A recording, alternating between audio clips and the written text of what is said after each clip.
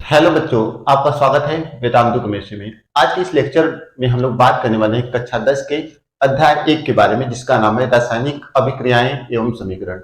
इस वीडियो में हम लोग जो पार्ट नंबर 1 वीडियो की टॉपिक को पढ़ने, मतलब ये जो इस चैप्टर का वीडियो नंबर 1 है, इस वीडियो में हम लोग कुछ चीजें के बारे में पढ़ेंगे, जैसे कि भौतिक परिवर्तन क्या होते हैं, रासायनिक परिवर्तन क्या होते हैं। फिर इसके बाद हम लोग पढ़ेंगे रासायनिक अभिक्रियाएं क्या होती है और उसके उदाहरण को समझेंगे। फिर इसके बाद हम लोग पढ़ेंगे रासायनिक समीकरण क्या होते हैं। तो इतने टॉपिक को आज के इस वीडियो में हम लोग क्या करने वाले हैं, पढ़ने वाले हैं। और वीडियो को आप लोग अच्छे से समझिएगा ताकि हर एक पॉइंट आपको क्लियर हो सके, और मैं आपको जितना हो सकता है मैं अपनी तरफ से आपको समझाने की कोशिश करूंगा। तो अगर चैनल पे पहली बार एंट्री की हो तो चैनल को सब्सक्राइब और वीडियो को लाइक जरूर करिएगा। तो हम लोग देखते हैं भौतिक प्रक्रम और रासायनिक प्रक्रम के बारे में कि ये सब होते क्या है। तो भौतिक प्रक्रम का मतलब ऐसा परिवर्तन या ऐसी घटनाएं जो कि किसी भी तरीके से होती है, लेकिन उसमें कोई नया चेंज आपको नहीं देखने को मिलता है। जैसे आप अगर पानी को गर्म करते हैं तो पानी गर्म करने के बाद वो किसमें भी बदल जाता है, वाष्प में बदल जाता है। और फिर वाष्प को अगर आप इकट्ठा करेंगे तो फिर पानी में चेंज हो जाएगा। उसी तरीके से अगर आप पानी को ठंडा करेंगे तो क्या हो जाएगा, बर्फ में जम जाएगा। और बर्फ को अगर आप गर्म करोगे तो पानी में परिवर्तित हो जाता है। इसी तरीके से अगर किसी स्प्रिंग को हम लोग खींचते हैं, स्प्रिंग को खींचते हैं तो क्या होता है, स्प्रिंग खिंचाने के बाद फिर अगर स्प्रिंग को हम लोग छोड़ देते तो वो अपनी ओरिजिनल स्टेट में आ जाता है। तो ये सब जो मैं आपको बता रहा हूँ, ये सब सारे क्या है, भौतिक प्रक्रम है।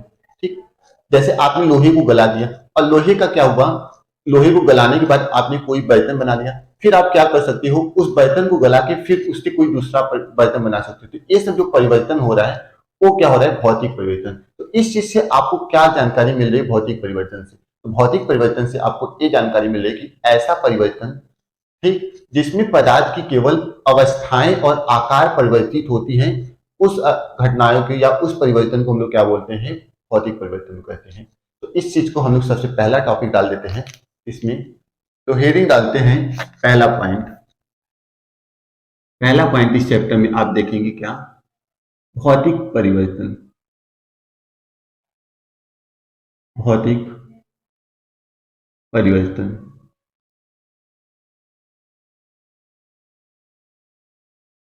तो भौतिक परिवर्तन में आपको लिखना क्या है, भौतिक परिवर्तन में आप लिखेंगे हमारे हमारे आसपास आसपास होने वाले ऐसे परिवर्तन, होने वाले ऐसे परिवर्तन ऐसे परिवर्तन जिसमें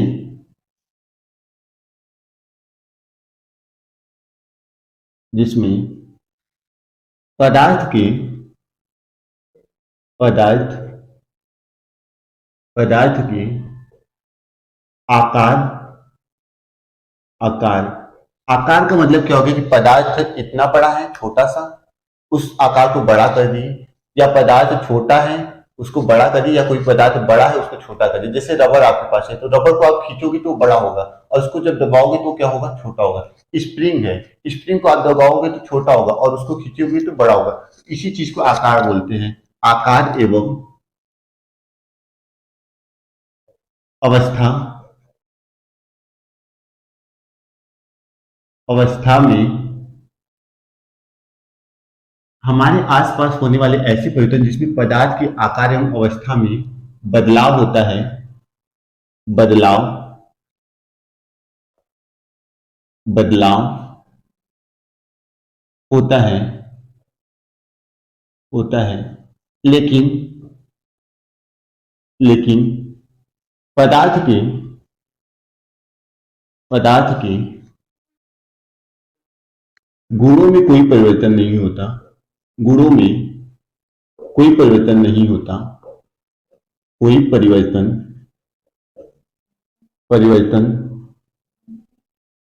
नहीं होता नहीं होता है। भौतिक परिवर्तन कहलाता है। भौतिक परिवर्तन कहलाता है।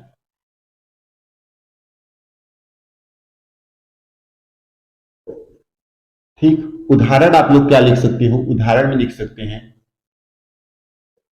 उदाहरण बर्फ का बर्फ का जल में पिघलना, जल में पिघलना।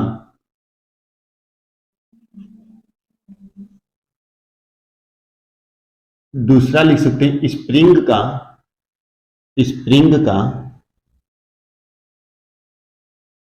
स्प्रिंग का बड़ा छोटा होना, बड़ा छोटा होना, होना। पानी से बर्फ बनना, पानी से बर्फ बनना, बनना आदि। ठीक। तो ये क्या होता है, इस तरह का अगर किसी चीज में परिवर्तन होता है तो वो क्या होता है, भौतिक परिवर्तन कहलाता है। इसमें पदार्थ की आकार अवस्था में परिवर्तन होगा लेकिन उसके गुण में कोई परिवर्तन नहीं होगा। मतलब पदार्थ अगर खट्टा है तो खट्टा ही रहेगा, अगर पदार्थ मीठा है तो मीठा ही रहेगा, अगर पदार्थ में कोई टेस्ट नहीं तो कोई टेस्ट नहीं देगा, अगर पदार्थ लाल रंग का है तो वो लाल ही रंग का परिवर्तन होगा, अरे लाल ही रंग का रहेगा। मतलब कोई भी चीज इस तरीके का परिवर्तन नहीं होगा, उसे भौतिक परिवर्तन कहेंगे। नेक्स्ट हम लोग हेडिंग डालते हैं दूसरा, रासायनिक परिवर्तन। रासायनिक परिवर्तन, रासायनिक परिवर्तन। तो इसमें आप लोग क्या लिख सकते हैं, ऐसे परिवर्तन, ऐसे परिवर्तन जिसमें पदार्थ के, जिसमें पदार्थ के, पदार्थ के गुणों, गुणों एवं, एवं पदार्थ की, ऐसा परिवर्तन होगा जिसमें पदार्थ के गुण और जो संगठन होगा, संगठन बदल जाते हैं, बदल जाते हैं, रासायनिक परिवर्तन कहलाता है। रासायनिक परिवर्तन कहलाता है, परिवर्तन कहलाता है, कहलाता है। तो ये क्या है, रासायनिक परिवर्तन है जिसमें पदार्थ के गुण और संगठन बदल जाएंगे। गुण का मतलब अगर पदार्थ मीठा रहेगा तो ऐसा भी हो सकता है कि वो खट्टा लगने लगे, अगर पदार्थ खट्टा है तो ऐसा भी हो सकता है कि वो मीठा लगना लगे। ठीक, अगर पदार्थ आपको कोई लाल रंग का दिख रहा है तो ऐसा भी हो सकता है कि वो काला रंग का हो जाए, या काला रंग से लाल रंग या सफेद रंग में हो जाए। तो ये सब क्या है, रासायनिक परिवर्तन। जैसे आप चाय बनाते हैं तो चाय में आप चाय पत्ती डालते हैं, चाय पत्ती काले रंग का होता है, और उसमें आप पानी डालते हैं तो पानी क्या होता है, कोई कलर नहीं होता है। दूध डालते हैं तो उसका सफेद कलर होता है। तो लेकिन जो आपका बन के तैयार होता है वो क्रीम कलर का मिक्सचर बन के तैयार होता है। तो यहाँ पे इस चीज से आपको क्या जानकारी मिल रही है, यहाँ पे जो परिवर्तन हो रहा है, जो सब ये चीजों को मिलाने के बाद जो नया पदार्थ बन रहा है, वो जो चाय बन रहा है उसमें रासायनिक क्रियाएं हो रही हैं। जैसे आप कोयले को जला रहे हैं तो कोयला जल के राख में चेंज हो गया, तो उस कोयला ने जला तो कोयले से आपको क्या मिला, एक प्रकाश मिला और एक ऊर्जा मिली। तो इस तरीके के जो परिवर्तन है वो क्या है, रासायनिक परिवर्तन। जैसे कोयला इतना बड़ा बड़ा है, आप उसको जला रहे हो तो उसके पाउडर फॉर्म में होता है, और कोयला एकदम काला होता है, लेकिन जो राख होता है उसमें हल्का सफेद और हल्का काला दोनों तरीके का होता है। तो ये सब क्या है, रासायनिक परिवर्तन। इसमें पदार्थ की आकार, आकृति और अवस्था दोनों। ऐसा नहीं हो सकता कि अब आप कोयले को जला दिए तो वो राख बन गया फिर आप राख को जला सकते हो, ऐसा नहीं हो सकता। तो इस तरीके की अगर परिवर्तन होगी तो वो रासायनिक परिवर्तन कहलाएगा। तो इस चीज को आप लोग क्या करिए, उदाहरण इसका लिख लीजिए। उदाहरण, उदाहरण, उदाहरण में लिख लो कोयले का दहन, कोयले का दहन, दहन, भोजन बनना, भोजन पकाना, भोजन पकाना। ठीक, भोजन पकाने में कुछ भी आप बना सकते हो। फिर और आप एग्जाम्पल दे सकते हो भौतिक, अरे रासायनिक परिवर्तन का, श्वसन, श्वसन, पाचन, ठीक, आदि। तो ये सब जो परिवर्तन होती है वो क्या होती है, रासायनिक परिवर्तन होती है। इसको आप लोग क्या करेंगे, ध्यान रखेंगे, ठीक है। फिर नेक्स्ट हम लोग रासायनिक परिवर्तन होता है तो उसमें क्या क्या बदलाव होते हैं, ठीक, इस चीज को हम लोग नोट कर लेते हैं। तो यहां पे लिखते हैं रासायनिक परिवर्तन, परिवर्तन के द्वारा, के द्वारा होने वाले बदलाव, होने वाले बदलाव, बदलाव। तो रासायनिक परिवर्तन में क्या क्या चीजें बदलती हैं, ये चीज आप लोग ध्यान दो। तो पहली चीज क्या बदलती है, पदार्थ की अवस्था बदल सकता है, अवस्था बदल सकता है। दूसरा चीज ताप बदल सकता है, ठीक। तीसरा चीज रंग बदल सकता है, ठीक। चौथा चीज अवक्षेप का निर्माण हो सकता है, अवक्षेप का निर्माण हो सकता है, ठीक। ये सब चीजें क्या होती हैं, बदलती हैं जब किसी पदार्थ में रासायनिक परिवर्तन होता है। तो ये चीज आपको क्या रखना है, इतना आप लोग अच्छे से नोट्स कर लो और इसको आप लोग लिख लो, ठीक। अब इसके बाद हम लोग पढ़ेंगे कि रासायनिक अभिक्रियाएं क्या होती हैं। तो बच्चों अब हम लोग जो देखने वाले हैं वो देखने वाले हेडिंग रासायनिक अभिक्रियाएं। हेडिंग डाल लेते हैं रासायनिक अभिक्रिया, रासायनिक अभिक्रिया।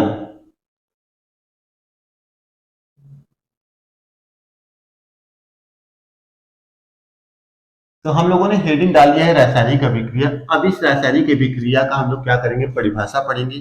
तो ऐसा अभिक्रिया, तो इसमें क्या लिखेंगे हम लोग, ऐसा अभिक्रिया, ऐसा अभिक्रिया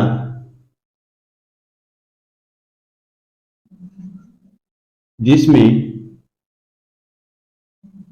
जिसमें एक या एक से अधिक, एक या एक से अधिक,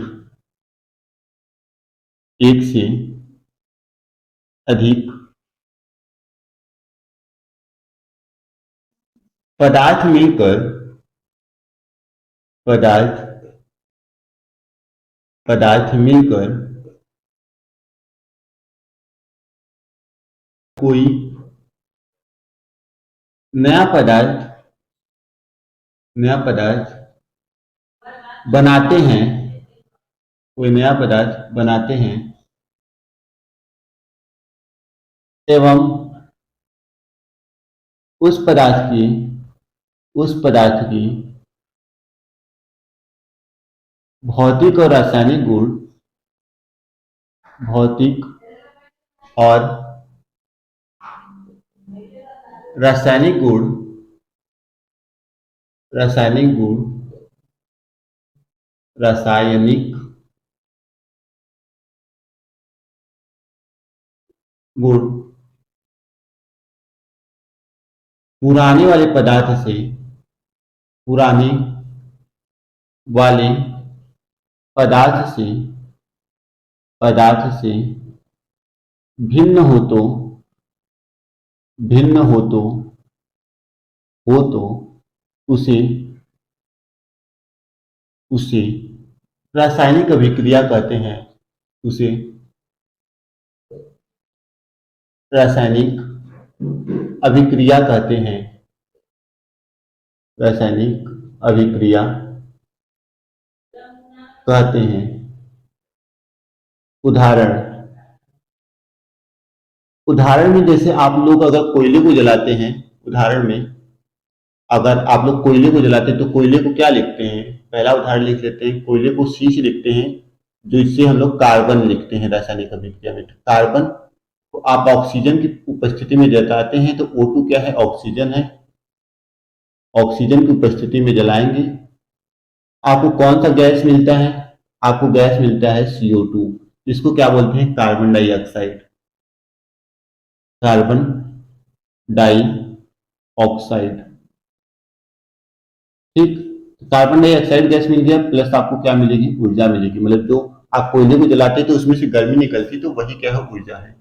एक कार्बन डाइऑक्साइड किस अवस्था में मिली, गैस, जो कि ऊपर चला जाता है। दूसरा देख लेते हैं हम लोग एग्जाम्पल, मैग्नीशियम को जब आप ऑक्सीजन की उपस्थिति में जलाते हैं, आपको क्या मिलता है, MgO मिलता है।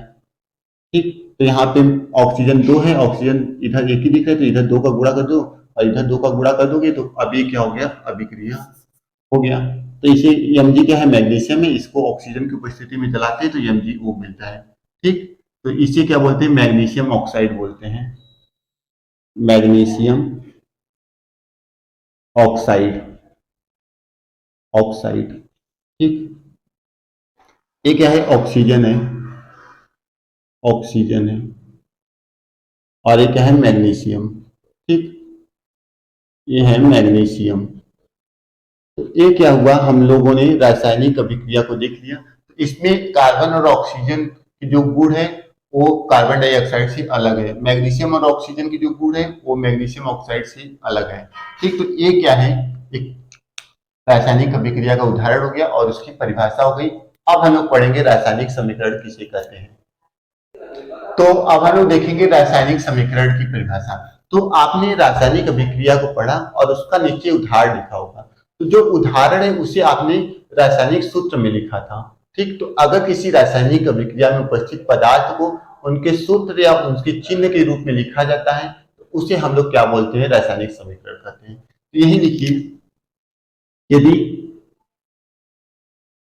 किसी किसी अभिक्रिया में अभिक्रिया में अभिक्रिया में उपस्थित उपस्थित पदार्थ को उनके उनके रासायनिक सूत्र या रासायनिक रासायनिक सूत्र या रासायनिक सूत्र एवं प्रतीक के रूप में लिखकर लिखकर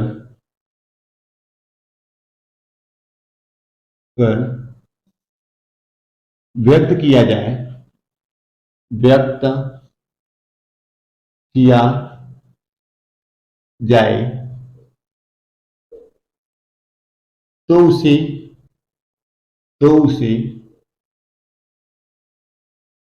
रासायनिक समीकरण कहते हैं। रासायनिक समीकरण कहते हैं।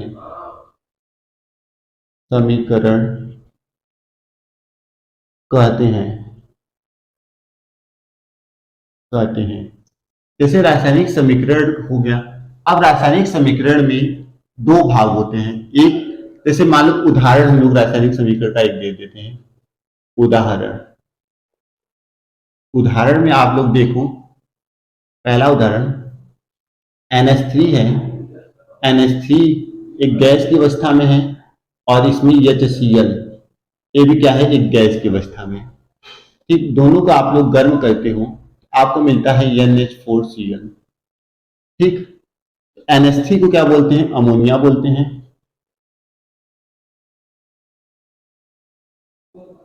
अमोनिया। और ये क्या है, हाइड्रोक्लोरिक अम्ल। हाइड्रोक्लोरिक अम्ल। हाइड्रोक्लोरिक अम्ल। ठीक, अब ये क्या है, ammonium chloride. Ammonium chloride ride, ये भी आपको गैसीय अवस्था में ही मिलेगा। ठीक, तो ये भी आपको ध्यान रखना है। तो ये जो दोनों आपको इस तरफ दिख रहे हैं, ये क्या है, अभिकारक है। ये क्या है, अभिकारक। अभिकारक। और जो इधर बन के तैयार हुआ है, ये क्या है, उत्पाद। तो किसी रासायनिक अभिक्रिया में जो भाग लेने वाले पदार्थ होते हैं उसे अभिकारक बोलते हैं, और अभिक्रिया के फलस्वरूप जो बन के नए पदार्थ होते हैं उसे क्या बोलते हैं, उत्पाद बोलते हैं। तो यहाँ पे लिख लेते हैं हेडिंग, रासायनिक समीकरण के दो भाग होते हैं। रासायनिक समीकरण के दो भाग होते हैं। पहला अभिकारक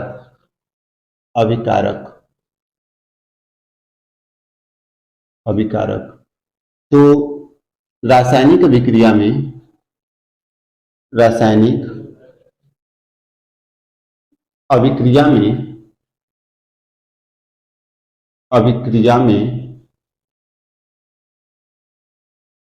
क्रिया में भाग लेने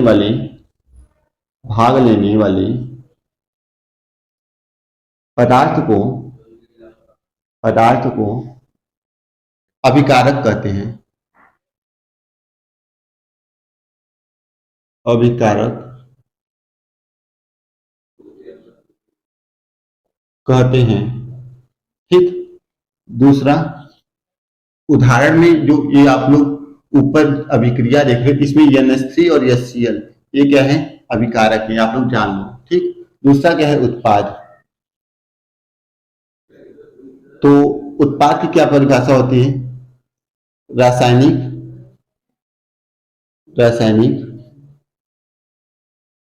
अभिक्रिया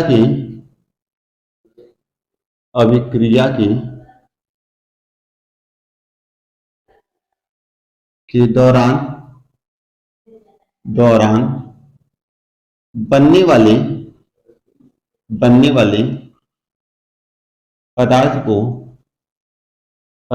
को उत्पाद कहते हैं।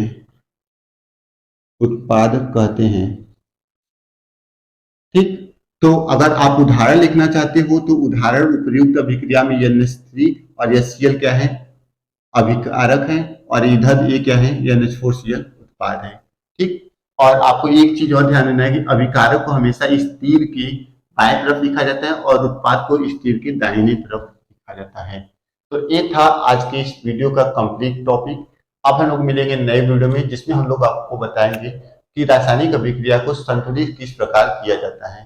ठीक। तो रासायनिक अभिक्रिया के ढेर सारे एग्जाम्पल देंगे और इसको किस तरीके से आप संतुलित करेंगे, इसको आप लोग नेक्स्ट वीडियो में देखेंगे। तो नेक्स्ट वीडियो के लिए आप लोग जल्दी से तैयार रहिए, और हम क्या करेंगे, आपको एक धमाकेदार टॉपिक के साथ आएंगे। और चैनल पर पहली बार एंट्री किए तो चैनल को सब्सक्राइब, और वीडियो आपको इन्फॉर्मेटिव लगी हो तो वीडियो को लाइक जरूर करिएगा। ठीक। और जिन लोगों की इस वीडियो की जरूरत होगी उन्हें शेयर भी जरूर करिएगा। ठीक है। तो फिर मिलेंगे नए वीडियो के साथ, तब तक के लिए धन्यवाद।